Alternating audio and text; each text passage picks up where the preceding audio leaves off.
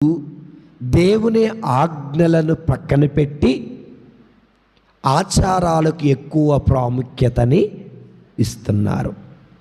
ప్రభు అంటున్నారు, దేవుని ఆజ్ఞలను ఆచరించండి, ఆచారాలు అంత విలువైనవి కాదు.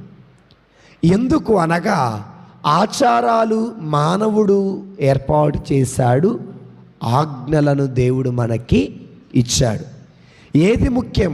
ఆచారము ముఖ్యమా, ఆజ్ఞలు ముఖ్యమా అంటే ఆజ్ఞలే ముఖ్యం, ఆచారం అనేది ముఖ్యము కాదు అని దేవుని వాక్యము మనకి బోధిస్తూ ఉంది. ప్రియమైన దేవుని బిడ్డలారా, అందుకే మార్కు శుభవార్తలో 7వ అధ్యాయము 8వ వచనం చూస్తే, మార్కు శుభవార్త 7వ అధ్యాయం